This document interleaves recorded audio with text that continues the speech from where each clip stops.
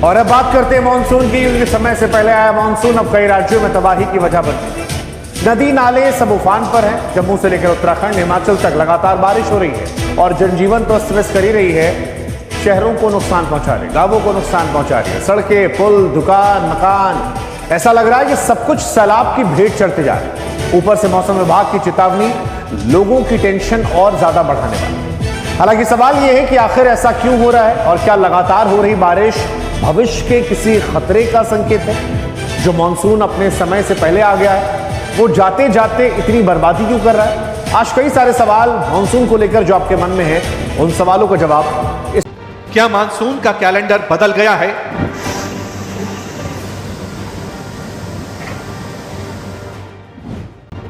क्या है मानसून के ओवरटाइम की असली वजह? क्या पूरे देश में नहीं थम रहा मूसलाधार बारिश का सिलसिला? क्यों जाते वक्त मानसून ज्यादा तबाही मचा रहा है? इन सभी सवालों के जवाब देंगे, लेकिन उससे पहले भारी बारिश के बाद उफनती इन नदियों को देख लीजिए। समझ जाइए कि अगर बारिश जारी रही तो किस तरह की तबाही आपके दरवाजे पर दस्तक दे सकती। ये तस्वीरें भी गवाह हैं कि कैसे खतरे के निशान से ऊपर बहती ब्यास नदी आसपास के इलाकों के लिए काल। जहां कभी गाड़ियां चला करती थी वहां ब्यास नदी ने अपना कब्जा जमा लिया है। जहां से गाड़ियां बिना टोल दिए पार नहीं होती थी वहां से ब्यास नदी टोल वसूल रही है, बेरोक टोक बहती जा रही। केवल नदियां ही नहीं, रिहायशी इलाकों में भी नदी नाले उफान पर हैं, जो कभी भी आसपास के घरों को निगलने को तैयार बैठे हैं। सवाल है, आखिर ये तस्वीरें किस ओर इशारा करती?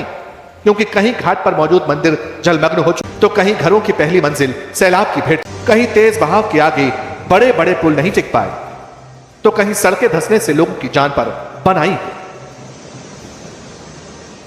बाढ़ बारिश की वजह से बेहद परेशान है यहाँ के लोग और बेहाल हुआ पड़ा है जम्मू का ये इलाका।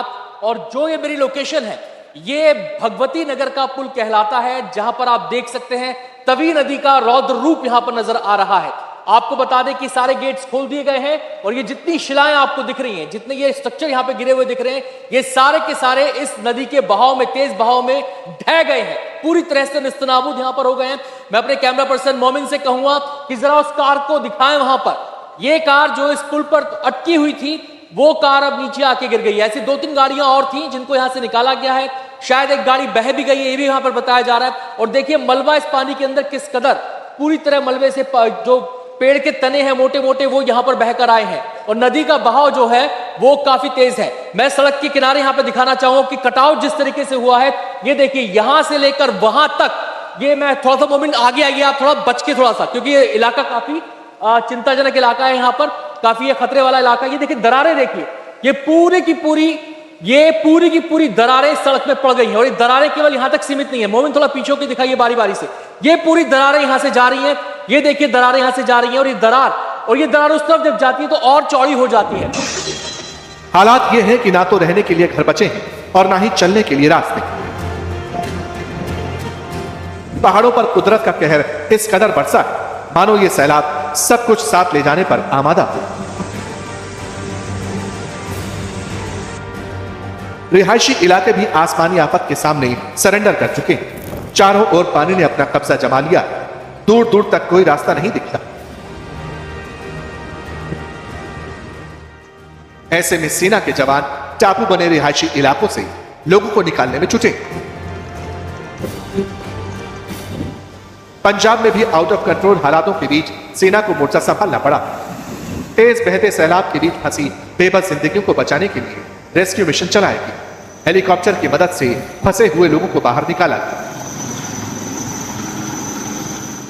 गनीमत रही कि लोगों को सही वक्त पर निकाल लिया गया, क्योंकि कुछ देर बाद सैलाब के सामने घरों ने दम तोड़ दिया, पानी में समा गए।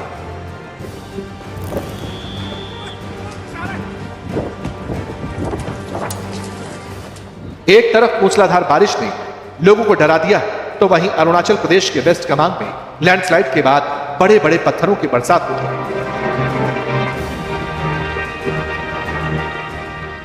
कई इलाकों का संपर्क टूट चुका है, गाड़ियों को भारी नुकसान हुआ। मंजर ऐसा था, करीब 120 मीटर तक पहाड़ का मलबा फैला हुआ दिखाई दिया। लेकिन सवाल, आखिर जाते वक्त मानसून इतनी ज्यादा तबाही क्यों मचा रहा है?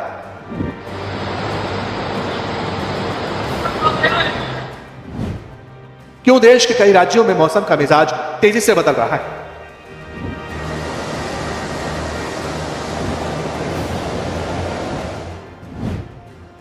क्यों देश के कई राज्य तबाही के किनारे खड़े हैं?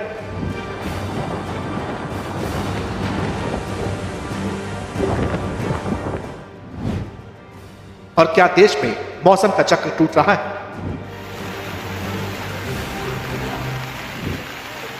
इन सवालों का जवाब जानने के लिए जब एनडीटीवी की टीम वैज्ञानिकों के पास पहुंची तो डराने वाली बात सामने आई। एचएनबी गढ़वाल केंद्रीय विश्वविद्यालय के ज्योग्राफी डिपार्टमेंट के एचओडी एचबी भट्ट ने दावा किया कि बारिश के पैटर्न में बदलाव आया है। कई इलाकों में अनुमान से ज्यादा बारिश हुई है, जिसकी बड़ी वजह ग्लोबल वार्मिंग, पेड़ों की कटाई और पहाड़ों पर हो रहा भारी कंस्ट्रक्शन है। ये सर मान सकते हैं कि ग्लोबल वार्मिंग और किसी क्षेत्र में फॉरेस्ट की उपस्थिति, उसकी विद्यमानता, वहाँ की फिजियोग्राफी, वहाँ का स्लोप, वहाँ की रीजन्स का डायरेक्शन, ये सब महत्वपूर्ण कारण होते हैं और जिनसे कि वर्षा की मात्रा प्रभावित होती है। और इन 7-8 जनपदों में होने वाली जो भी विकास संबंधित कार्य हैं, ये यहाँ जो फॉरेस्ट फायर का प्रभाव है, यहाँ जो डिफॉरेस्टेशन हो रहा है, यहाँ जो कंस्ट्रक्शन हो रहा है, उसका डायरेक्ट और इनडायरेक्ट प्रभाव पौड़ी गढ़वाल पे निश्चित रूप से पड़ेगा।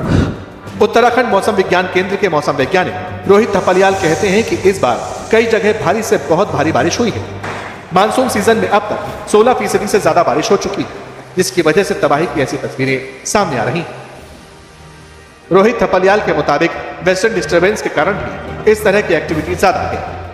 मॉनसून ट्रफ अगर फुटहिल्स के पास आता है या सर्कुलेशन की वजह से या WD के साथ इंटरेक्शन होता है, उसकी वजह से जो एक्सट्रीम इवेंट्स हैं रेनफॉल के, चाहे वेरी हैवी हो या बीच में 2-3 इवेंट में एक्सट्रीमली हैवी रेनफॉल भी अलग अलग जो उत्तराखंड के स्थानों पर देखने को मिली है। हालांकि भारी तबाही के बाद अभी भी देश के कई राज्यों को राहत नहीं मिलने वाली। दिल्ली में मौसम विभाग के वैज्ञानिकों ने दावा किया कि देश के कई राज्यों में अभी भी भारी बारिश का अलर्ट जारी है। 2 दिन से हम रेड अलर्ट दे रहे थे।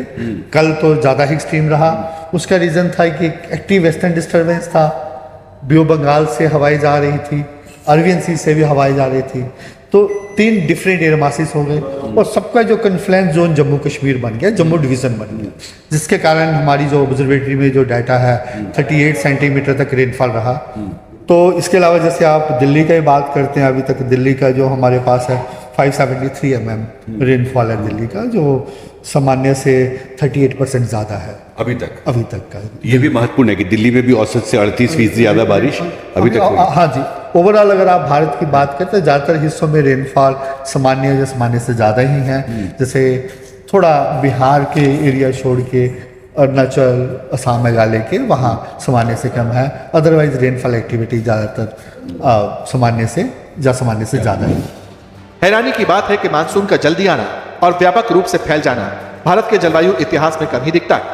इससे पहले साल 1971 में भी ऐसा ही हुआ था, जब मानसून ने एक ही बार में कर्नाटक के बड़े हिस्से और महाराष्ट्र के कुछ हिस्सों को अपनी चपेट में ले लिया।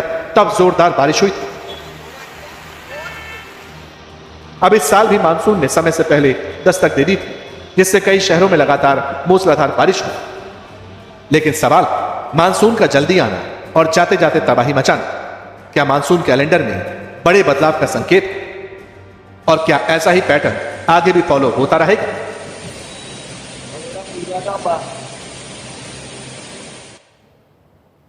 आपने तस्वीरें देखी, वैज्ञानिकों की राय सुनी। अब आपको आंकड़ों और जानकारी के जरिए समझाते हैं कि कैसे मॉनसून इस बार ओवरटाइम करने लगा है। इससे आपको इस सवाल का जवाब मिल जाएगा कि क्या मॉनसून कैलेंडर वाकई बदल गया है। आंकड़े क्या कहते हैं? आंकड़े कहते हैं कि मॉनसून कैलेंडर बदल गया है। दरअसल जम्मू में बारिश ने 100 सालों के रिकॉर्ड को तोड़ दिया। पिछले 24 घंटों में 380 मिलीमीटर बारिश हुई। उधमपुर में पिछले 24 घंटे में 629.4 मिलीमीटर बारिश हुई। राजस्थान में बारिश का 69 सालों का रिकॉर्ड टूटा। इस साल जुलाई तक औसत 177% ज्यादा बारिश हुई है। अगस्त में भी लगातार बारिश 30 में से 22 जिले प्रभावित कर रही है। दिल्ली में अगस्त में सबसे ज्यादा बारिश वाला महीना रहा। शुरुआती 26 दिन में 60% से ज्यादा बारिश हो गई। दिल्ली एनसीआर में अगले 3 दिनों तक भारी बारिश का अलर्ट है। रेड अलर्ट के बीच हिमाचल के कई इलाकों में भारी बारिश का अलर्ट है और कुल्लू, मंडी, किन्नौर तमाम क्षेत्रों में नुकसान वाली बात जो है वो भी कही जा रही है। लेकिन परेशानी वाली बात यह है कि अभी मानसून का सीजन बाकी है और सवाल यह कि अगर अभी यह हाल है तो फिर आगे आने वाले दिनों में क्या बाढ़ बारिश और तबाही मचाएगी, ये भी पता चलेगा।